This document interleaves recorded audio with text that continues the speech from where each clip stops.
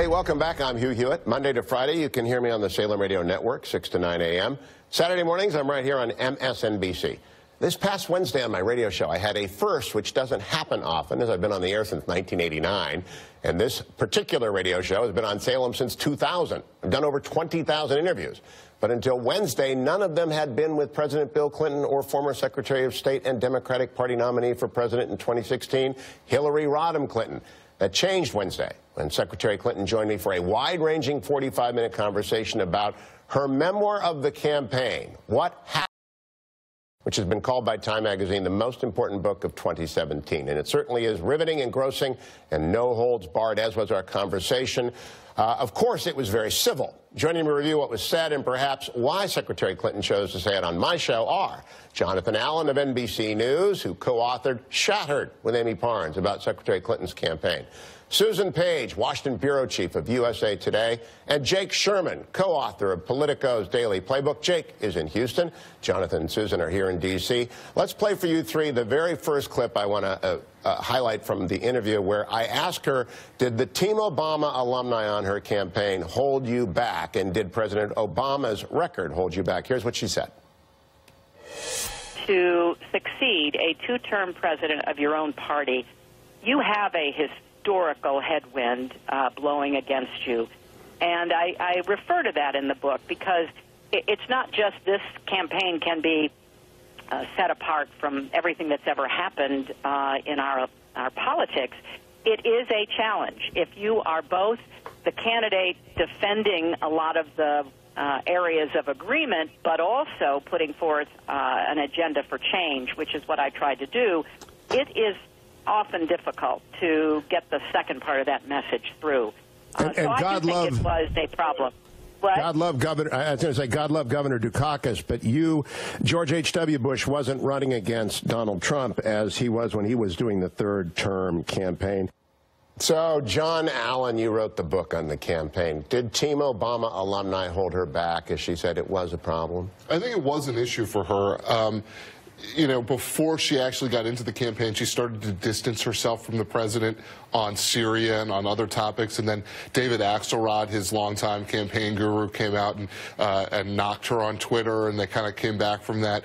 Then in the when she was struggling against Bernie Sanders, she tied herself to Barack Obama because she needed the support of the Democratic base, and she tried to push Bernie Sanders away. This was something she struggled with the whole time.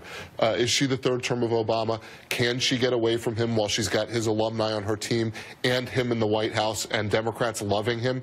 And then also you saw, I think, with that struggle that she was having, this inability to define herself as anything other than either the Obama third term or the Bill Clinton third term.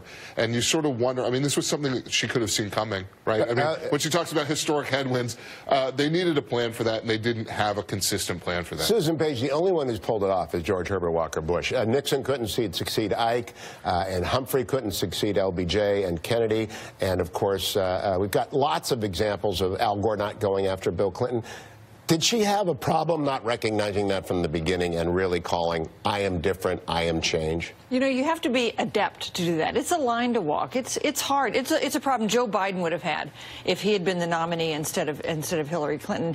And I think not only did she not have a plan, but she has many strengths, but she's not nimble in the way that you probably need to be to make the case to the Obama supporters, yes, I'm going to protect his legacy, but also to what turned out to be a lot of people unhappy with the direction of the country, nervous, wanting some change, also having a message to them. I just don't think she ever managed to do that. Jake Sherman in Houston, when the interview came out, you wrote in Politico, everyone's got to read this because it was very revealing. Why do you suppose she is unbending now? Is it really over for her politically? Yeah, it's definitely over, and I think she's said that.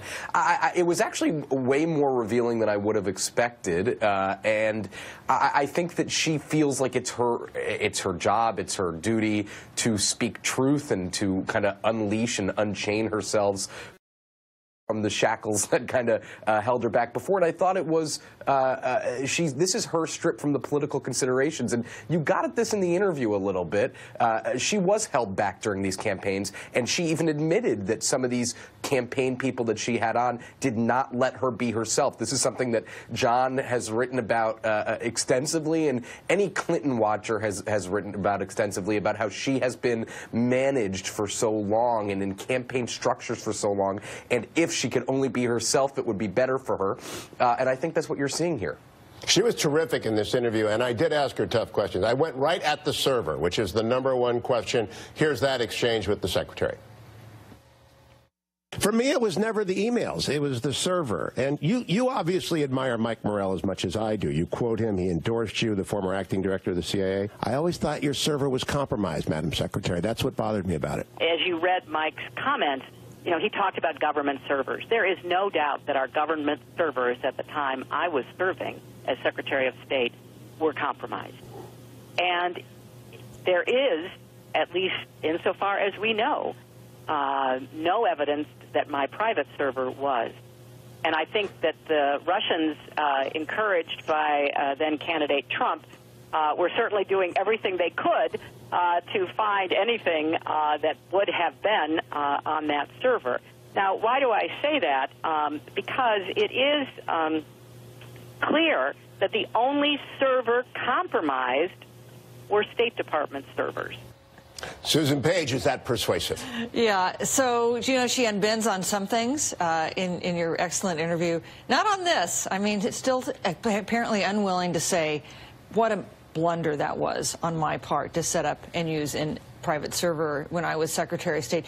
History makes it clear that was a mistake. It was that she made, but you continue to have her try to find various ways to defend what it was she did. She did tell me it was a mistake, John Allen, but she won't admit that it was compromised. I still believe it was, and that you're not going to find the evidence of the good ones. What do you think? Well, I certainly don't know. I don't have any evidence that the server was compromised, but I think the argument that she decided to go outside the government's rules and it turned out that she didn't get hacked, but the government has been hacked, is not an excuse for her playing outside the rules. And I think that's what people didn't like. I think that was one of the big things people didn't like about this server question. So, as Susan said, you know, this is not her unbending in the same way. I will say, folks should listen to her read the transcript of this interview, because I think it's more revealing than her book is. Jake Sherman, I was struck by how candid she was, but on the server, she did not give 1 inch, Jake, not 1 inch. No, and it also, this kind of contradicts everything we were saying before, but I think it's not only whether it was compromised or not, but it just is unrelatable to every American that somebody has a server in their house on which they send emails to each other. I mean, nobody, I'd say that a fraction of a % of Americans could even understand what that means, and it just reeks of strange. And I think that was the political angle. Obviously, the substantive angle was whether it was compromised by foreign actors, but it just goes back to the relatable